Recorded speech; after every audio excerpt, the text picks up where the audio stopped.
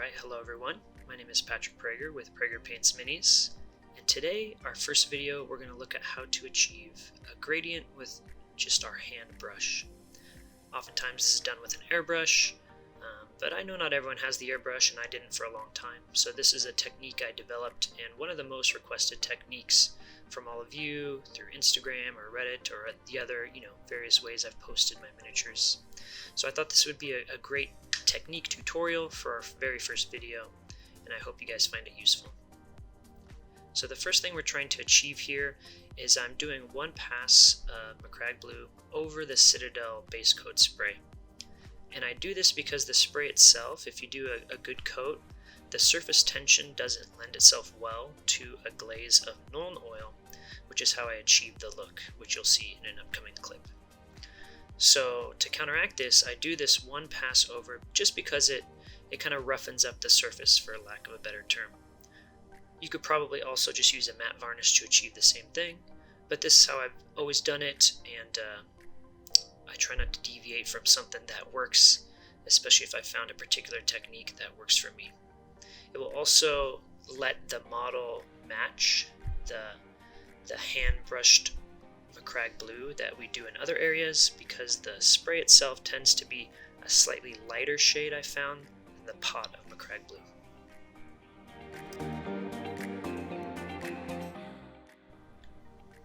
And for this first step, I'm going to get a pretty liberal helping of the Nuln Oil on my brush.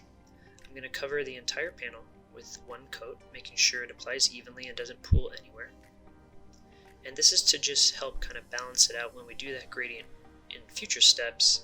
There's not going to be a harsh transition between the first step of the Nuln Oil gradient and the untouched panel.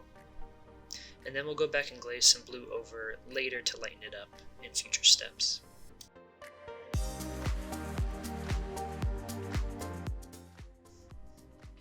You can see me here, dipping my brush in the Nuln Oil in the background.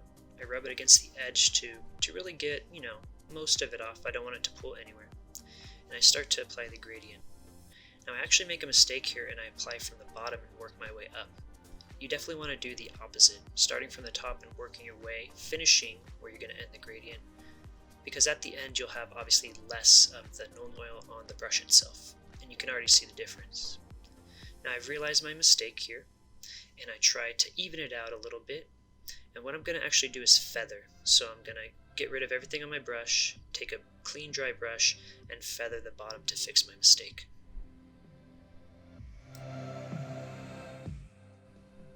We continue with our gradient here, and we do a better job of starting from the top, making sure we work our way down, and you'll notice that the brush itself will have less and less Nuln Oil as we apply it, making sure that it has a smooth finish as we work our way down, and it'll leave less of a noticeable line. You won't be able to achieve the exact same look as an airbrush where it's completely smooth, but it adds some character and some texture, and I really like how the look itself turns out.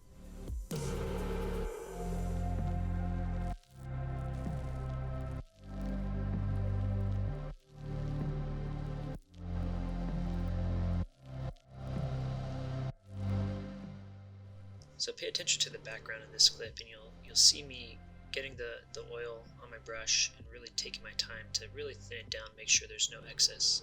We really want to avoid any sort of pooling, except for these rivets here that I'm painting now. It's fine if it pools around those, it adds a cool effect.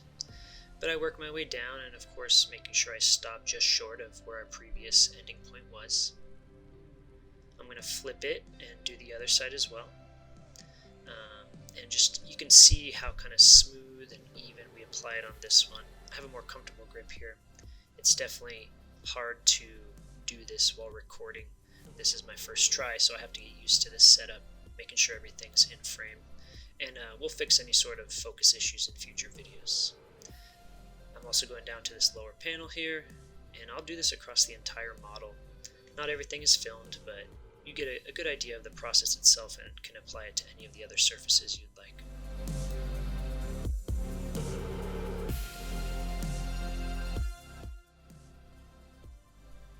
So this is the process.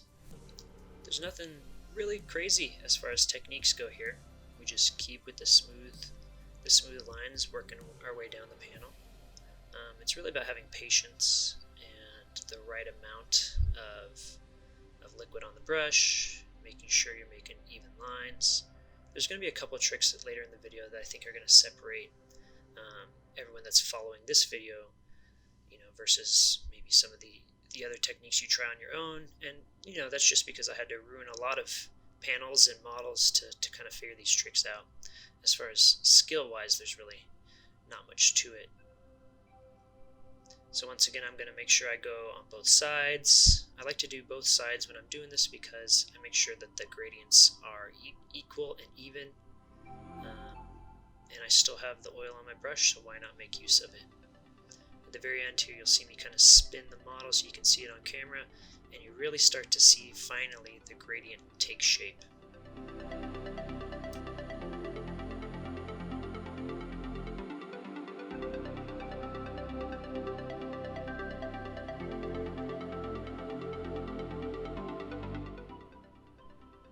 This is where we start really seeing the trick of the process that I had to develop over time.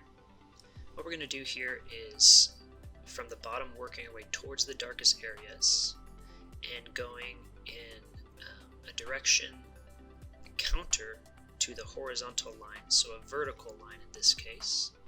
That way we're smoothing out the gradient itself, we're smoothing out the brush strokes, and we're creating more even finish across the panel. Now, this is a super important step. You can see here on the right panel where I did it versus the left panel that the lines of the brush strokes are much less noticeable. And I'm going to do it again now on this other panel, the other side. I've also done the top panels off camera, but you can see the gradient taking shape there. So once again, I start from the bottom and work my way towards the dark side, the dark part of the gradient. That way the oil will pool there and not leave any stains where it should be lighter in color.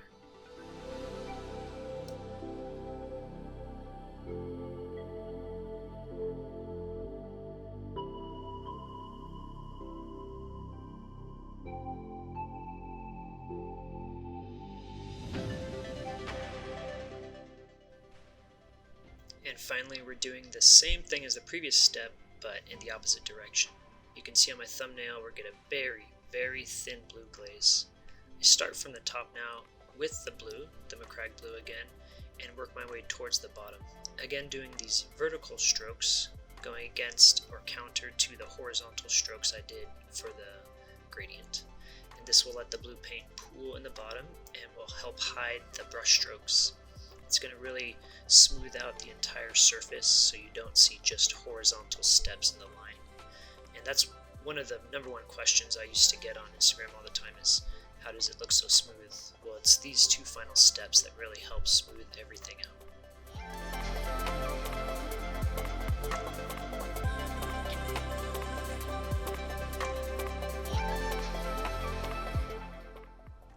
And there you have it. That's really the trick to it.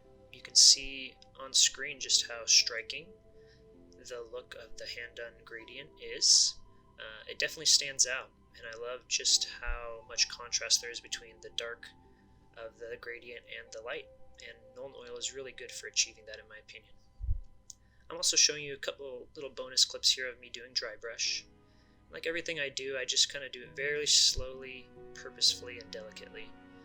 I tend to go really slow when I'm doing my models, so if you're going for speed paint, my process is definitely not the best, but it's just really how I enjoy to paint. So you can see really delicate strokes here, and as we continue the process, there'll be less and less paint on the brush, so we can kind of increase the pressure and force with which we're applying it, and I'll do that on the other side. But when you do this on the panel, it leaves a slightly weathered look, and it'll really tie in and separate the panels, making each panel stand out on its own. If you don't do this step or just normal edge highlighting, it's not going to look nearly as good or effective. So really make sure you do some sort of edge highlighting or panel highlighting.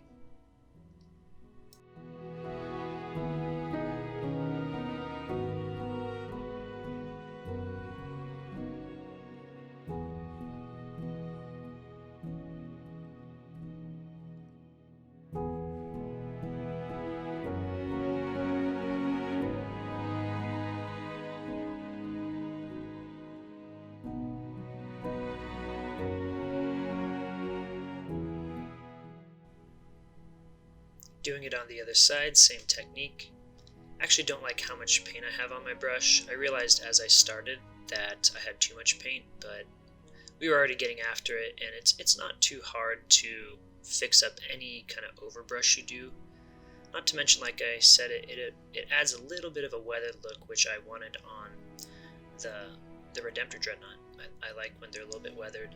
I tend to do more of a comic book style, purposeful weathering, rather than a realistic or a Blanchitsu weathering. I just have a very clean look on my models. So I don't want to go crazy here and have a bunch of overbrushing that bleeds onto the panels, especially because we just spent so much time very carefully and delicately applying the gradients. So it's really simple to fix. You just go back over with very, very watered down blue, and then very, very, very thinned down Known Oil again on any of the parts where you don't like the dry brushing.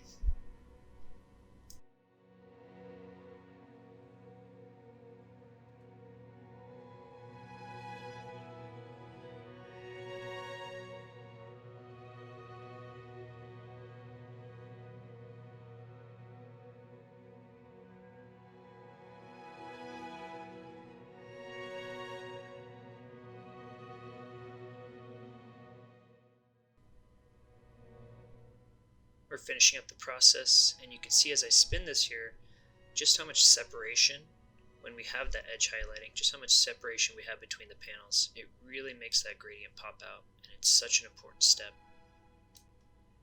Well, there you have it, everyone. I hope you found that useful. You can see the finished product now as we do our 360 here.